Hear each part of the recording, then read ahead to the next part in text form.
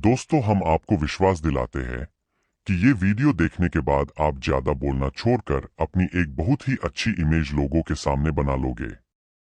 गौतम बुद्ध हमेशा अपने शिष्यों से कहा करते थे कि हमारी जीभ दुनिया की सबसे तेज चाकू है और दुनिया में सबसे खतरनाक हथियार हमारे शब्द है, जो बिना किसी खून खराबे के लोगों को अंदर ही अंदर मार सकते हैं। हमारे शब्द हमारी ताकत है, लेकिन यह कमजोरी भी हो सकती है अगर हमें नहीं पता कि कब, कहां और कितना बोलना है। यदि हम सही समय पर सही इरादे से सही शब्दों का प्रयोग करते हैं तो यह हमें एक सफल व्यक्ति बनाता है। लेकिन अगर हम सही समय पर सही इरादे से सही शब्दों का प्रयोग नहीं करते हैं तो यह हमारे जीवन को नर्क से भी बदतर बना सकता है। तो आज मैं आपको मौन पर एक कहानी सुनाऊंगा और यह कहानी आपकी जिंदगी बदलने वाली है। यह आपको मौन की शक्ति का एहसास कराने जा रहा है।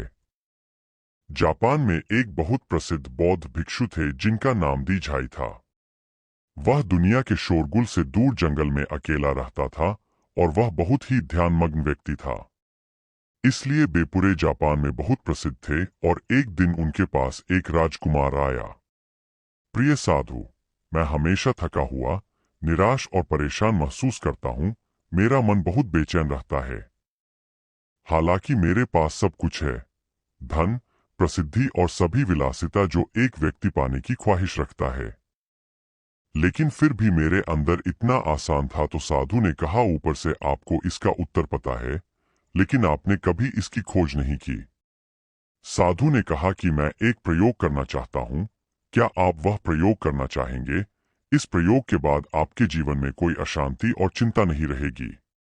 यह सब सुनकर राजकुमार बहुत परेशान हुआ, लेकिन उसने साधु से कहा कि मुझे बताओ कि मैं क्या करूं। मैं अपने मन की शांति के लिए कुछ भी करने को तैयार हूं।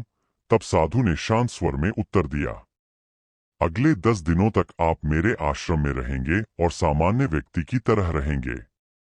और इन 10 दिनों तक आप अकेले मौन में बैठेंगे और जितना हो सके कम बोलेंगे। राजकुमार साधु की बात से सहमत हो गया। पहले दिन उन्हें लगा कि उनका मन सामान्य व्यक्ति से ज्यादा विचलित है। उसके मन में तरह तरह के सवाल उठ रहे थे और वह आम लोगों की तरह जीवन जीने में असहज महसूस कर रहा था। उसके भीतर बोलने की प्रबल इच्छा थी, पर वह मान गया और कुछ न बोला, एक शब्द भी नहीं। लेकिन वह चुपचाप बैठा रहा।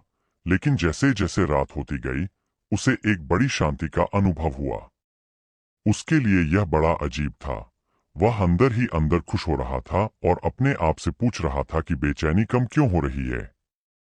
अगले दिन राजकुमार एकांत में बैठा प्रकृति को, फूलों को, पौधों को, आकाश में उड़ते पक्षियों को देख रहा था। अपने जीवन में पहली बार वह देख रहा था कि उसके चारों ओर कितनी सुंदर प्रकृति है। वह अपने चारों ओर प्रकृति को देख और महसूस कर सकता है। इस तरह एक हफ्ता बीत गया और उसके मन की सारी बेचैनी, सारी उथल पुथल, सब कुछ गायब हो गया। 8वें दिन की सुबह राजकुमार की आंखें अपने आप बंद होने लगीं और वह गहरे ध्यान में डूब गया। उसने आंखें बंद की, गहरे ध्यान में चला गया। कोई चिंता नहीं थी, मन में अशांति थी। राजकुमार को भीतर ही भीतर गहन शांति का अनुभव होने लगा। बाकी के 2 दिन गहरे ध्यान में बिताने के बाद राजकुमार खुद को एक बौद्ध भिक्षु के सामने पेश करता है। राजकुमार ने साधु से कहा कि प्रिय साधु, मुझे उत्तर मिला कि मेरा मन इतना अशांत और अशांत क्यों है। उन्होंने कहा कि मुझे पता था कि मेरा मन इतना विचलित और अशांत क्यों है। फिर उन्होंने पूछा, बताओ क्या जवाब मिला। राजकुमार ने कहा कि मैं जरूरत से ज्यादा बातें करता था और दिन भर लोगों पर ऊर्जा बर्बाद करता था और उनके बारे में अकेले ही सोचते थे और ज्यादातर समय उनके बारे में नकारात्मक ही सोचते थे। इस प्रकार मेरा समय नष्ट हो रहा था और अधिक बातें करने और सोचने से मेरा मन अशांत हो गया था। इस वजह से मैं कोई भी काम अच्छे से नहीं कर पाता था, जिसके कारण मैं लगभग हर काम में असफल होने लगा था। और निरंतर असफलता ने मुझे और अधिक उदास और चिड़चिड़ा बना दिया और इसने मेरे जीवन को और नष्ट कर दिया। लेकिन ये 10 दिन बिल्कुल अलग थे। अब ऐसा लग रहा है कि अपनी जिंदगी को पूरी तरह से जी रहा हूँ। और इससे पहले मैं अपनी जिंदगी गलत तरीके से जी रहा था। मैंने यह भी सीखा कि हमें ध्यान करने की आवश्यकता नहीं है, ध्यान अपने आप हो जाता है जब हम अभी भी और चुप है। ध्यान में मैंने पहली बात यह सीखी कि किसी के जीवन में सबसे महत्वपूर्ण घटना स्वयं को जानना है। बौद्ध भिक्षु ने कहा कि आप ही नहीं, दुनिया में ज्यादातर लोग जरूरत से ज्यादा बोलते हैं। आज भी ज्यादातर लोग एक दूसरे को नीचा दिखाने के लिए ही बोलते हैं, और आज भी लोग ज्यादा बातें करते हैं और अपना जीवन बर्बाद करें। साधु ने राजकुमार को मौन रहने का महत्व समझाया और कहा कि एक बार शिष्य गौतम बुद्ध से पूछते हैं कि प्रिय बुद्ध, आप अधिकांश समय मौन क्यों रहते हैं? बुद्ध ने मौन रहकर कहा, मैं गहराई में मौन रहता हूं। मौन स्वयं को जानने की पहली सीढ़ी है। यदि आप ऊबे नहीं हैं, तो स्वयं को जानना असंभव है। स्वयं को जानने की पहली सीढ़ी मौन है। जितना जरूरी हो उतना ही बोले और बिना बोले ही उनका काम न बोले और बोलना बंद कर दे, और आप यहाँ पाएंगे कि 90% बोलना हानिकारक होता है। नहीं बोलते तो अच्छा था। 90% मुश्किलें कम हो जाएंगी अगर लोग थोड़ा सा चुप हो जाए, झगड़े कम हो जाए, अशांति कम हो जाए, फेंकना कम हो जाए। अगर तुम दोनों चुप रहना सीख जाओ तो दुनिया में बहुत सारी मुसीबतें सिर्फ बोलने से पैदा हो जाती है। सब कुछ चुप रहना है। जब तुम ही बोलते हो तब तुम एकांत में अकेले हो, भीड़ भरे बाजार में भीड़ में खड़े हो, बोलते नहीं हो, तुम हिमालय के शिखर पर पहुंच गए हो।